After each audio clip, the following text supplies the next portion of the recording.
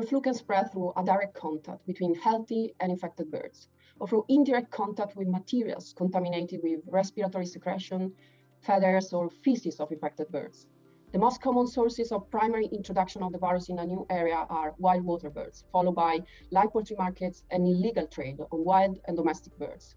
Once the virus has entered the poultry sector, the secondary spread is mainly due to the movements of personnel and equipment between farms. High poultry density combined with low biosecurity and non-functional veterinary services are crucial factors for bird flu spread.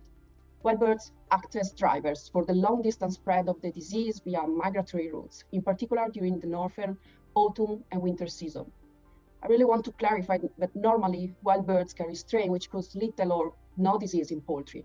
Unfortunately, they have recently become victims and unintentional vectors of deadly viruses originally emerged in domestic birds. In this respect, loss of natural habitats of wild water birds and urbanization can also facilitate bird flu spread to the poultry and then back to wild birds.